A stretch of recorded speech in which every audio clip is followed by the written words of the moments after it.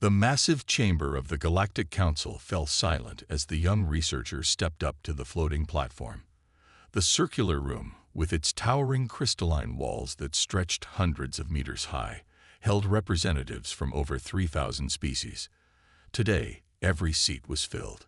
The researcher, a tall blue crest named Senior Analyst Dale, clutched his data pad tightly. His feathers rustled with nervous energy as he faced the High Council members.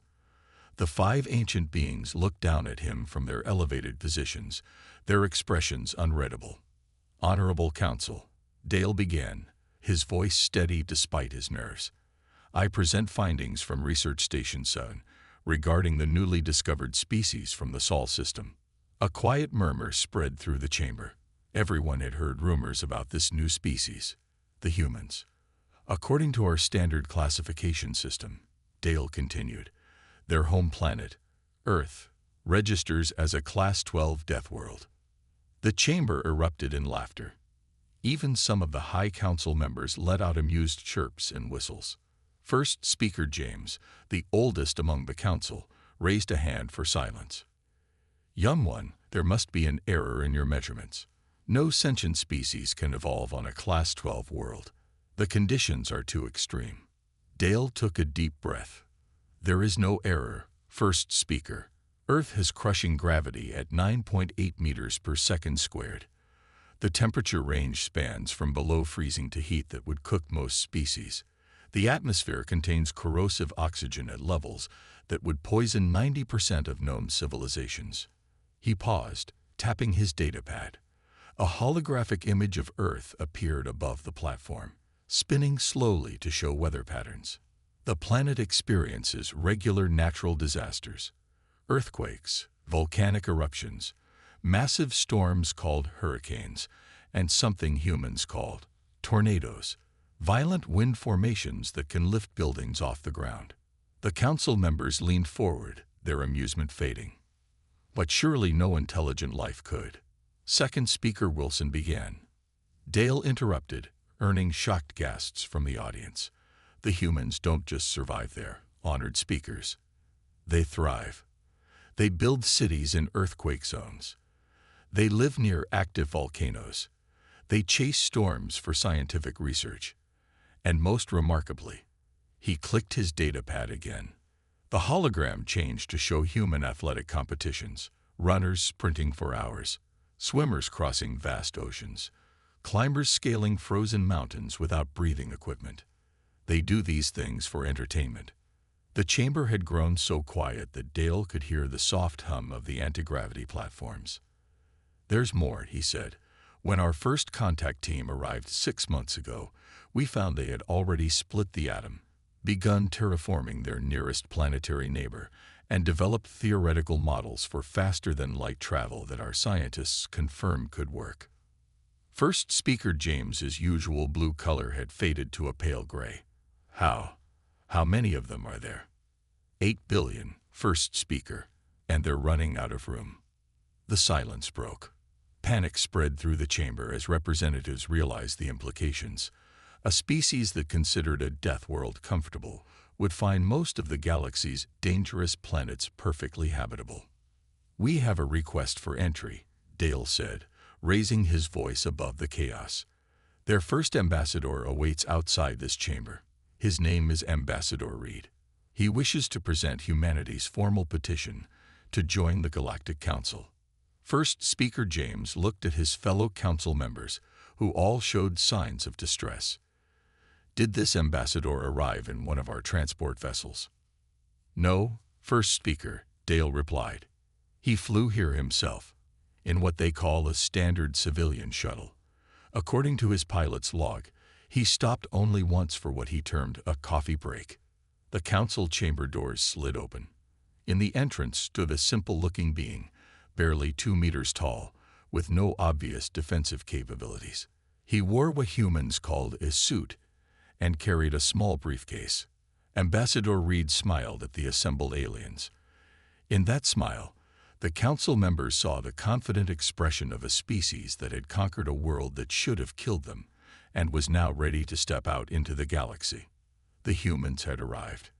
and the galaxy would never be the same. 6 months earlier, Earth's first contact site. The alien survey ship hovered above the meeting point, a simple concrete landing pad in the middle of a grassy field. Captain Moore of the contact assessment team stared through his advanced sensors at the human delegation below. His team had expected panic, chaos, or at least some military response when they revealed themselves to Earth. Instead, they got a polite message asking them to land at these coordinates. Most unusual, Moore said to his science officer. No weapons pointed at us. No defensive shields. They're just waiting. The humans had set up what looked like a small welcome party. There was a table with drinks and food, some chairs, and a few parked vehicles. It seemed suspiciously casual. As the alien ship landed, Moore's team ran final checks on their protective suits. Earth's oxygen levels and gravity would be dangerous for their species. The outer door opened with a soft hiss, and Moore led his team down the ramp. A human stepped forward from the greeting party. "Welcome to Earth," he said, extending his hand. "I'm Military Advisor Thompson. We've been expecting you." Moore's translator took a moment to process the words. "You expected us." Thompson smiled. "Well, not you specifically, but we've been watching for signs of alien life for decades. We even sent out messages. Did you not get them?" "Messages?" Moore's protective suit felt suddenly too tight. "You mean the radio signals?" "Among other things." Thompson gestured to the table. "Would you like some refreshments? We've prepared some solutions that should be safe for your biology." Moore's science officer was frantically checking readings on her device. "Captain," she whispered, "they've adapted the landing pad's material composition to support our ship's specific weight distribution." "Impossible," Moore said. "We didn't send them our specifications." "No," Thompson said, his smile widening. "We figured it out from your deceleration pattern as you entered our atmosphere. Simple physics, really. Would you like to see our research facilities?" The next few hours shattered every assumption Moore's team had made about this primitive species. The humans casually showed them laboratories where they were already experimenting with artificial gravity. They displayed prototype designs for faster-than-light drives that, while not yet built, were theoretically sound. But it was the physical demonstration that truly shocked them. "This is our basic training course," Thompson said, leading them to what looked like an obstacle course. "Nothing special. Every recruit goes through it." Moore watched in horror as human soldiers ran through what appeared to be a torture chamber. They climbed ropes against crushing gravity, crawled under electric wires, jumped over walls, and carried heavy loads through water and mud. "They do this voluntarily?" Moore's medical officer asked, checking his instruments. "Their hearts are beating at rates that would kill most species." Thompson shrugged. "This is just the morning warm-up. Would you like to see the advanced course?" "No," all the aliens said together. Later, in what the humans called a coffee break, involving drinking a stimulant that would be lethal to most galactic species, Thompson revealed the most disturbing news. "We're actually glad you arrived now," he said, sipping his coffee. "We were about to start our first major off-world colonization effort. Having contact with an advanced civilization will make things much easier." Colonization. Moore nearly dropped his datapad. "But your nearest planetary neighbor is a hostile wasteland." "Mars," Thompson laughed. "That's just a challenge. We've already got small research bases there. The terraforming process is ahead of schedule, though some of our people think we should leave it as is. Good training environment, they say." As Moore's team prepared to leave Earth that day, they knew they had to warn the Council. These humans weren't just surviving on a Deathworld. They were looking for more of them. And judging by what they'd seen, the humans wouldn't just survive out there in the galaxy. They would thrive. "Fascinating species," Thompson said, watching the alien ship depart. He took another sip of coffee and made a note to speed up the Mars colonization project. The galaxy had just gotten a lot more interesting. The Galactic Council's evaluation team stepped out of their heavily shielded shuttle into what humans called a mild spring day in New York City. Team leader Adams, covered in protective gear that made him look like a walking life support system, checked his environmental monitors for the 100th time. "By the void," he muttered, "how do they stand this gravity?" His 4-member team had been sent to Earth to conduct a detailed assessment of human living conditions. Their guide, a cheerful human park ranger named Bob, wore nothing but a light green uniform and a hat. "Shall we begin the tour?" Bob asked, apparently comfortable in the crushing gravity and oxygen-rich atmosphere that made the aliens' suits work overtime to protect them. Their first stop was Central Park. As they walked, a small furry creature with sharp teeth, a squirrel, Bob called it, scampered past. The entire alien team jumped back in terror. "Is that one of your predator species?" Adams asked, his voice shaking. Bob laughed. No. Those are just park residents. Completely harmless, though they might steal your snacks if you're not careful." The team's biologist, marking down notes with trembling hands, whispered, "They let predators roam freely in their recreation areas." As they continued their tour, things only got more terrifying. They witnessed children, Chichel Duran, planning on metal structures high above the ground, swinging and sliding with no safety equipment. "Shouldn't they be in protective bubbles?" asked the team's safety expert. "Oh, they're fine," Bob said. "Kids bounce back from falls pretty easily." Builds character. The day continued with more shocking revelations. They visited a local weather station, where meteorologist Lisa showed them radar images of approaching storms. "See this system?"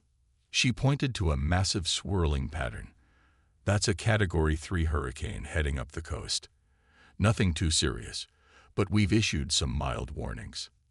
Mild warnings. Adams checked his translator for errors. "For a planetary-scale storm system." "Well, yeah," Lisa shrugged. "It's not like it's tornado season or anything." The evaluation team learned that humans not only survived these tornadoes, violent wind formations that could lift buildings, but some of them chased these storms for fun and scientific research. Their next stop was even more disturbing. A construction site for a new skyscraper. Workers walked on steel beams hundreds of meters in the air, protected by nothing but thin ropes and small harnesses. The aliens watched in horror as welders casually handled temperatures that could melt metal. "Don't worry," the site foreman assured them, seeing their distress. "We haven't had an accident in months." The day's final stop was a local restaurant. The team watched through their helmet visors as humans casually consumed substances that their scanners identified as chemical irritants.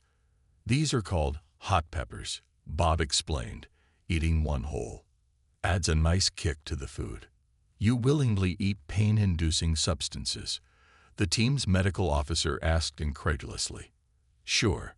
Wait until you hear about our spicy food competitions."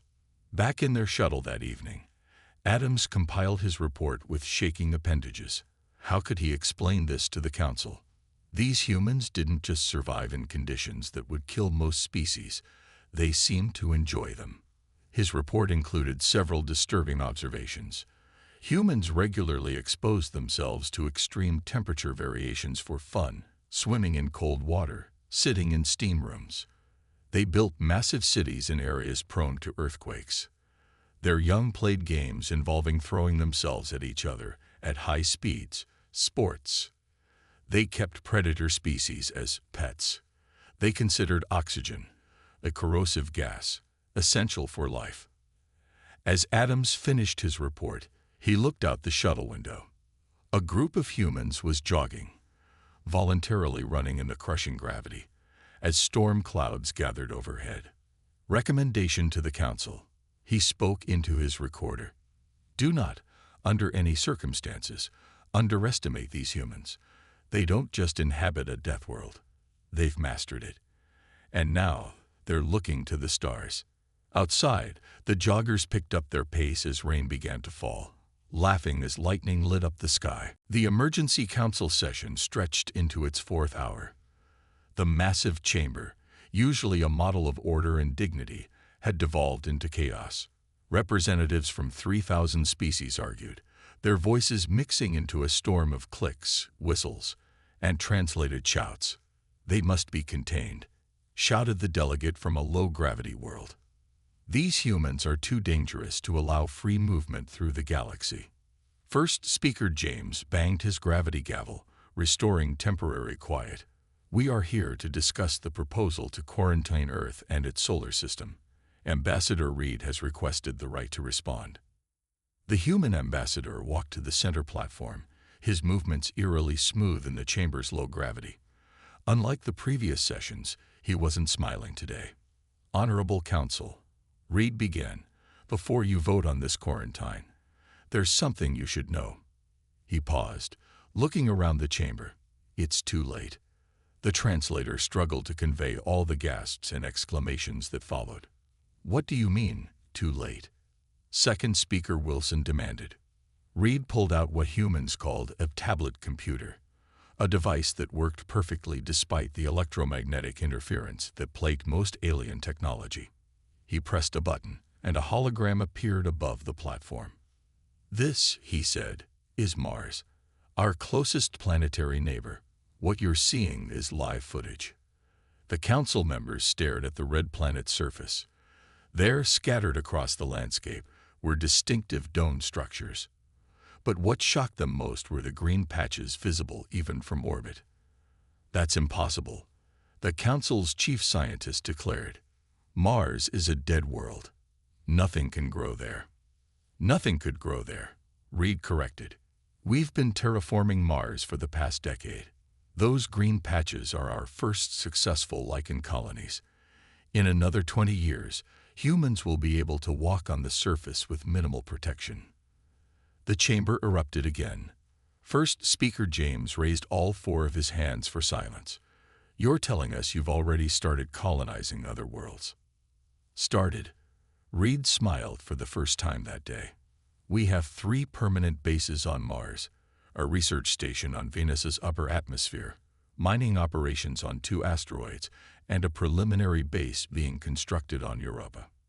The Council's security chief, a usually stoic being, turned pale. "How did we miss this?" "You were looking for signs of your kind of space colonization," Reed explained. "Clean, safe, careful expansion to garden worlds. We went straight for the places you considered uninhabitable." He changed the hologram to show a series of blueprints. "These are our colony ship designs. The first fleet is already under construction. We estimate they'll be ready for launch within 6 months." "But where will you go?" asked a representative from the Galactic Core.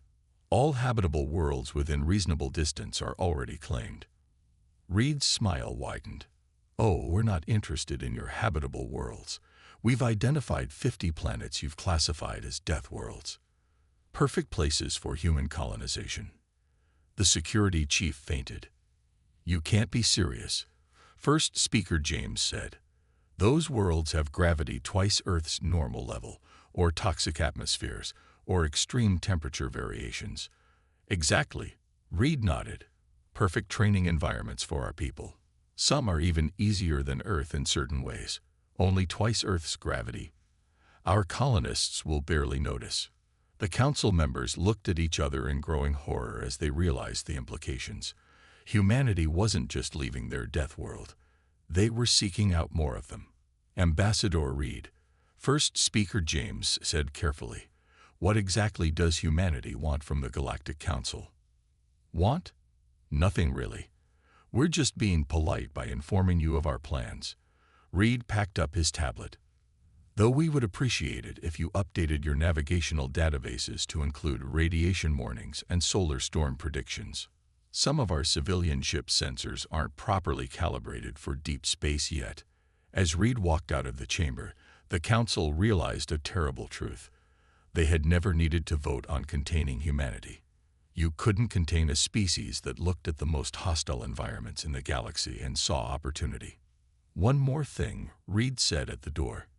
Those colony ships I mentioned. We finished them yesterday. The first fleet launches next week. We just wanted to give you a heads up. The council chamber had never been so quiet. The Galactic Council's observation deck was packed with representatives from every major spacefaring civilization. They had gathered to witness humanity's first official presentation of their new starship technology. The massive viewing windows looked out over a testing area deep in neutral space. "The human vessel is approaching," announced the deck's AI system. The ship that dropped out of faster-than-light travel wasn't the sleek, elegant design most species preferred. Instead, it looked like a massive floating fortress. Thick armor plates covered its hull, and multiple redundant systems were visible even from the outside. Captain Miller's voice came through the communication system.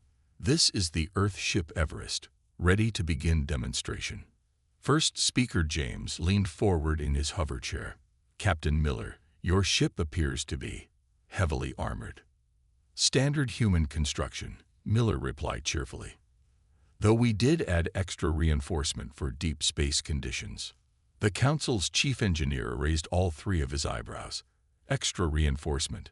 Your hull is thick enough to survive a direct asteroid impact." "Exactly," Miller said. "That's today's first demonstration." Before anyone could protest, the Everest accelerated toward a small asteroid that had been placed in the testing area. Instead of avoiding it, the ship smashed straight through the space rock, emerging from the other side with barely a scratch. The observation deck erupted in shocked exclamations. "Why would you?" the chief engineer started. "Sometimes it's faster to go through obstacles than around them," Miller explained. Now for our second demonstration. The Everest flew directly into a nearby star's corona, an area of intense heat and radiation that would melt most ships instantly. The council members watched in horror as the ship's sensors continued to transmit. "Current external temperature is about 2 million degrees Celsius, Miller reported casually. "Our air conditioning is handling it fine. Anyone want some coffee? Our break room is still at a comfortable 22 degrees. "Impossible," shouted several scientists at once. The Everest emerged from the corona glowing slightly red but otherwise undamaged. "We found this is a great way to recharge our backup solar batteries," Miller added. For the next hour, the human ship demonstrated maneuvers that violated most of the Council's safety protocols. They flew through radiation clouds, skimmed gas giant atmospheres, and at one point, used a black hole's gravity for what Miller called a fun little slingshot effect. And now, Miller announced, the main event. The Everest's engines began to glow with a strange light. The Council's sensors screamed warnings as space itself seemed to bend. "What are they doing?" First Speaker James demanded. "Implementing our new faster-than-light drive," Miller replied. "We call it the origami drive, because it folds space like paper." The ship vanished in a flash of light. 3 seconds later, it reappeared on the other side of the solar system. 7 light-years in 3 seconds, Miller reported. "Not our best time, but not bad for a public demonstration." The Council's physics experts were frantically checking their calculations. "This violates at least 6 laws of physics," one shouted. "Oh, those laws," Miller chuckled. "We found they're more like guidelines, really. Engineering team lead Parker says physics is more flexible than most people think. You just have to ask nicely." As the demonstration concluded, First Speaker James turned to his fellow council members. "I think we need to revise our understanding of what's possible in spacecraft design." "One more thing," Miller added. "This is just our basic civilian model. Would you like to see what our military ships can do?" "No," the entire council shouted in unison.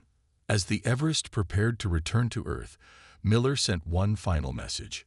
"By the way, we're starting mass production next week. These ships will be standard issue for our colonization fleets. Just thought you'd want to know." The council members looked at each other in silence.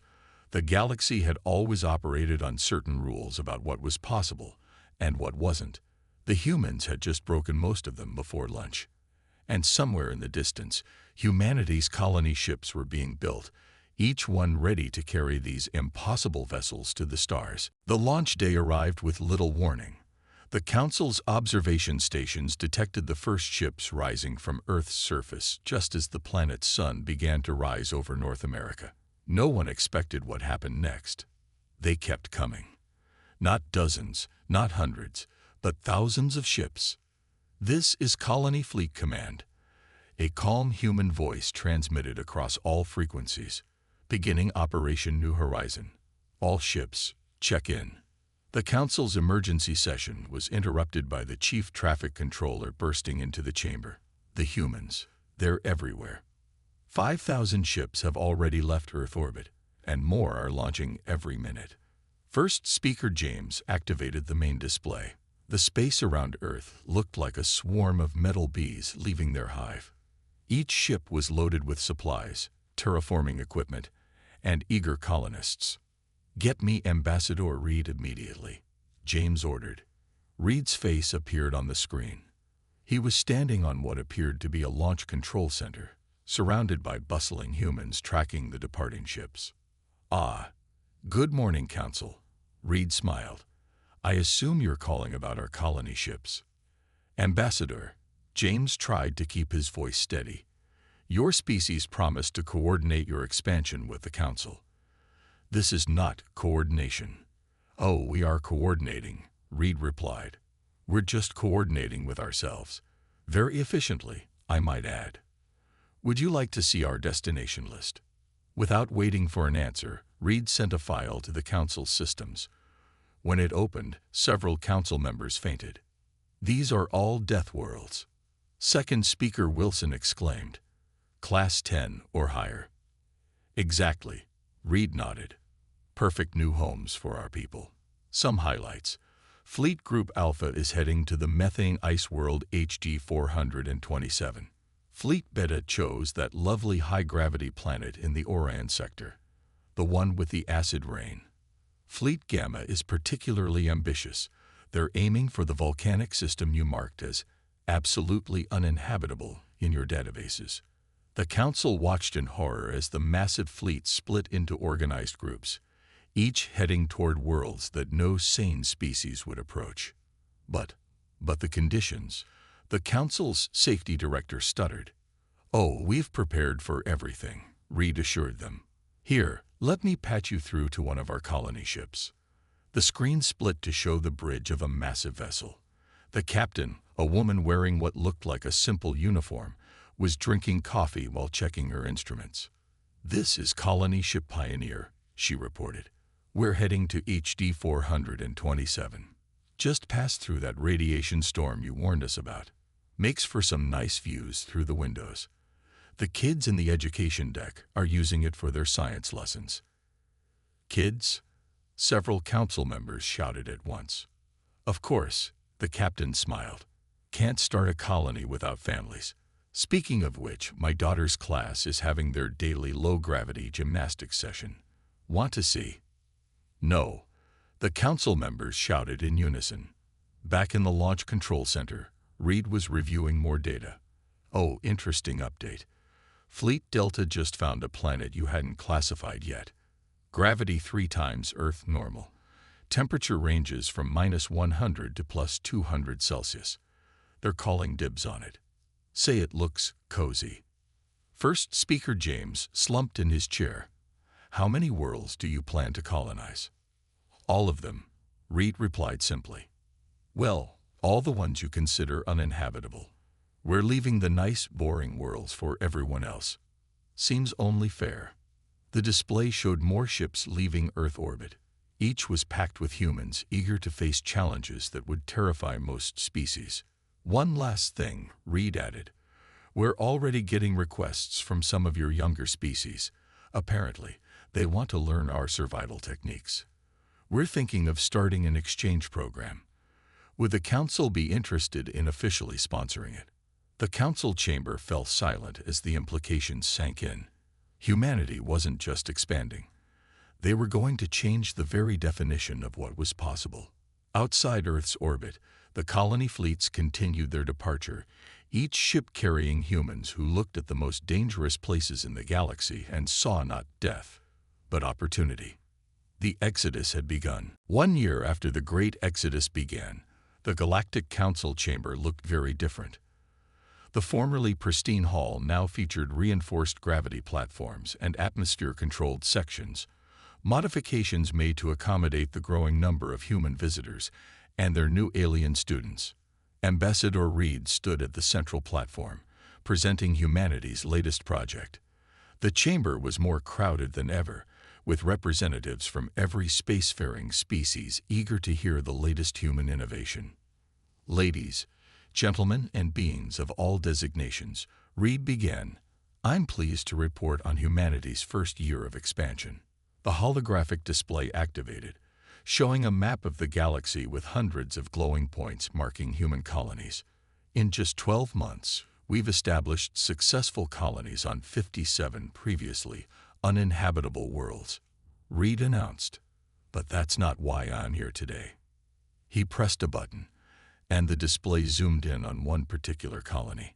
The council members leaned forward, then gasped collectively. The surface of what had been a toxic, high-gravity Deathworld now showed signs of transformation. Green patches spread across the landscape, while massive atmospheric processors cleaned the poisonous air. We call it the Deathworld Reclamation Project, Reed explained. Turns out, the skills we developed surviving Earth work pretty well for fixing up other dangerous planets. First speaker James, who had finally gotten used to human surprises, asked carefully, "What exactly are you proposing?" "Simple," Reed smiled. "We want to help other species colonize the worlds they previously thought impossible. We've already received applications from 300,000 volunteers from various species who want to train with us." The display showed images of alien beings working alongside humans, learning to operate in high gravity, handle extreme temperatures, and survive conditions their species had evolved to fear. The first graduating class of what we call Deathworld Adaptation Training completed their courses last week. Reed continued, "Would you like to meet them?" A group of aliens entered the chamber, walking with the confident stride usually seen only in humans. They wore modified versions of human environmental suits, but moved as if the crushing gravity was natural. "These graduates," Reed said proudly, "can now survive on planets their species previously considered deadly. They're already planning their own colonies." The council members watched in amazement as one of the graduates, from a traditionally fragile species, casually lifted a heavy equipment pack that would have crushed their unmodified kin. "But that's not all," Reed continued. "Our scientists have developed new terraforming technologies. We can now begin transforming Deathworlds into what you'd consider habitable planets, though personally, we think that takes some of the fun out of it." First speaker James raised his hand. "Ambassador Reed, are you saying humans want to help make the galaxy more accessible to everyone?" "Exactly," Reed nodded. "Though we prefer to think of it as teaching the galaxy to be more like us. After all, why should good planets go to waste just because they're a little challenging?" The display showed more images, mixed species crews on exploration vessels, alien children playing in high-gravity environments while wearing safety gear, and scientists from a dozen worlds working together to unlock more of humanity's survival secrets. "The galaxy thought we were crazy for living on Earth," Reed concluded. "Now they're lining up to learn our ways. Funny how things work out, isn't it?" As if to emphasize his point, an alert sounded showing another human colony ship successfully landing on a world with regular meteor showers. The colonists had already started building underground cities, treating the constant impacts as nothing more than an interesting backdrop to their daily lives. First speaker James looked around the chamber at his fellow council members. Some were still shocked, others excited, but all understood. The galaxy had changed forever. The humans hadn't just survived their death world. They'd turned their greatest challenge into their greatest strength. "I suppose," James said finally, "we should update our planetary classification system. The term death world seems outdated." "Oh, we have a suggestion for that too," Reed smiled. We prefer to call them opportunity worlds. Outside the council chamber, another fleet of ships lifted off from Earth, carrying both humans and their alien students toward worlds that had once been forbidden. The age of limitations was over. The age of human innovation had begun.